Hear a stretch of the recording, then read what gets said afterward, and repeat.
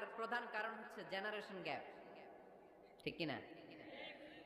শাশুড়ি এক জেনারেশনের আর বৌমা আরেক জেনারেশনের। শাশুড়ি ভাবে একরকম, বৌমা ভাবে আরেক রকম।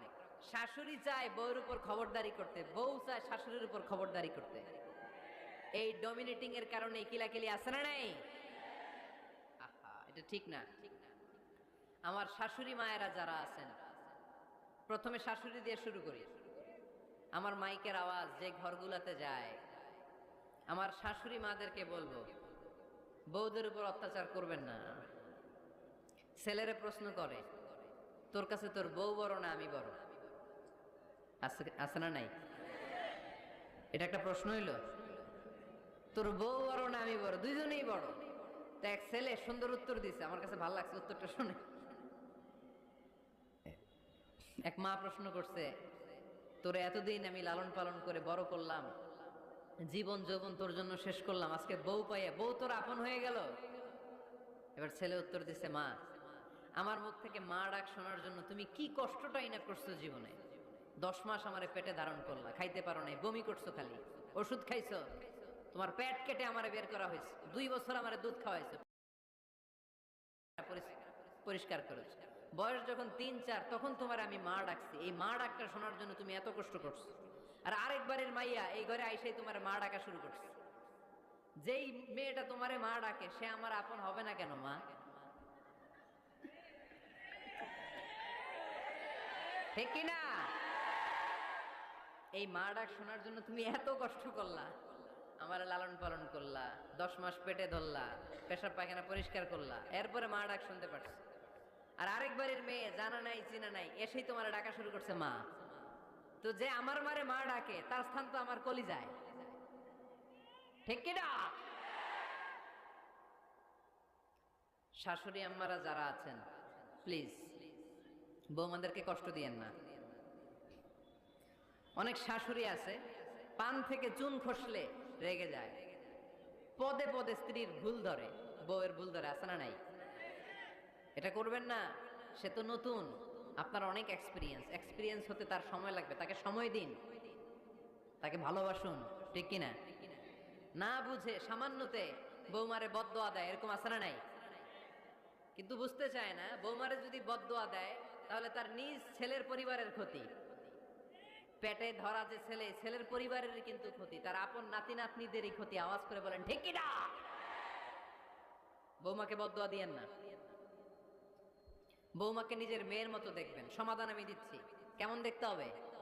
নিজের মেয়ের মতো। নিজের মেয়ে সকালে ঘুম থেকে ওঠে 11টা, ওইটা সমস্যা নাই।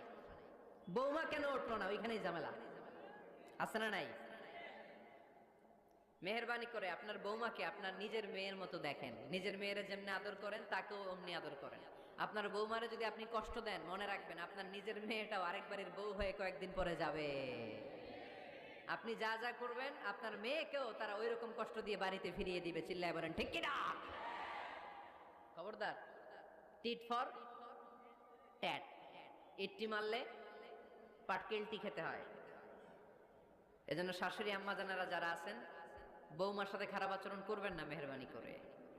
তাকে আপনি কষ্ট দিলে আপনার নিজের মেয়েটাও আরেক বাড়ির বৌমা হবে, সেও ওই বাড়িতে এই কষ্টগুলো ভোগ করবে। এগুলো যখন আপনি শুনবেন তখন আপনার চোখ দিয়ে পানি পড়বে কি পড়বে না? পড়বে। এবার আসেন বৌমার কথা বলি।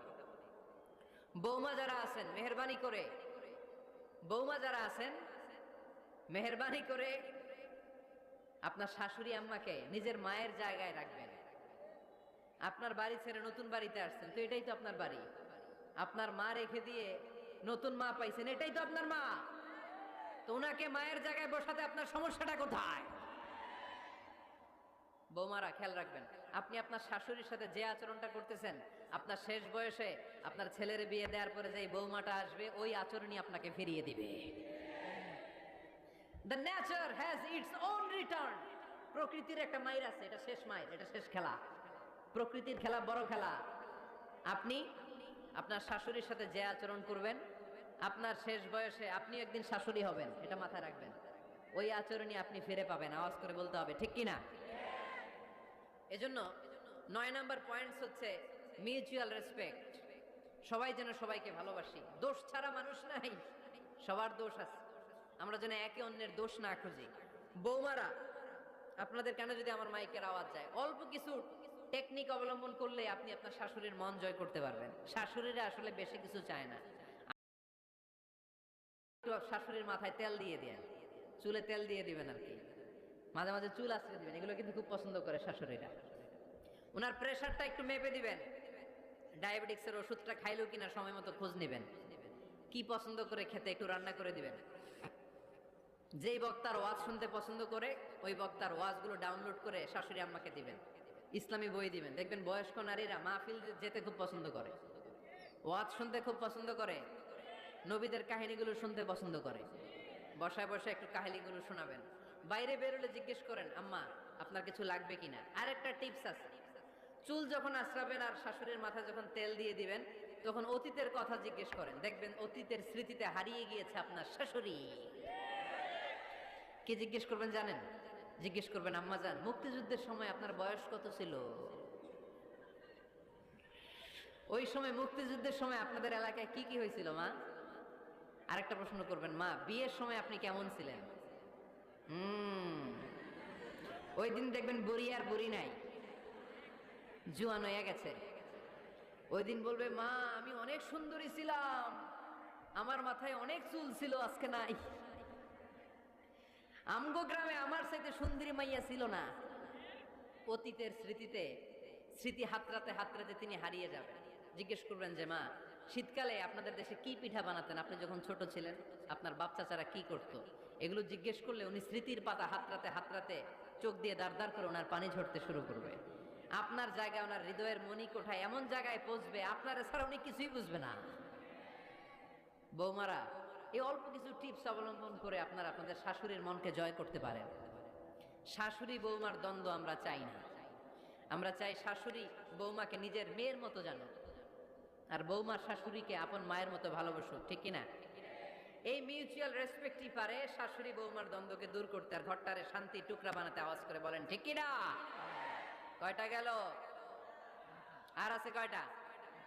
দোয়া করবেন একে অপরের জন্য। দোয়া, সাইয়েদনা ইব্রাহিম ফ্যামিলির জন্য দোয়া করতেন, রব্বি জাআলনি মুকিমাস সালাতি ওয়া মিন যুররিয়াতি রব্বানা ওয়া তাকাব্বাল দুআ।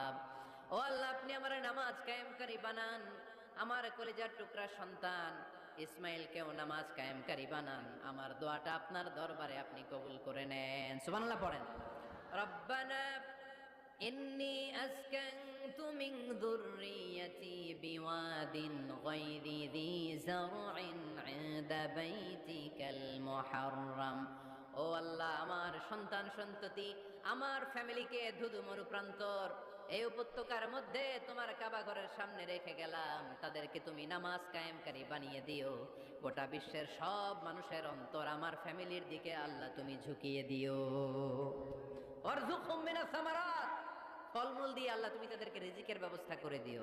তার মানে সব নবীরা তাদের পরিবারের সদস্যদের জন্য দোয়া করতেন কি করতেন না? আবার কোরআন আমাদেরকে শিখালো, রব্বানা হাব লানা মিন আজওয়াজিনা ওয়া মিন যুররিয়াতিনা কুররাতা আ'য়ুন ওয়াজআলনা লিল মুত্তাকিনা ইমামা। ও আল্লাহ, এমন নেককার সন্তান, এমন নেককার স্ত্রী আপনি আমাকে দান করেন যাদের দিকে তাকালে আমার চোখ দুইটা ঠান্ডা হয়ে যায়।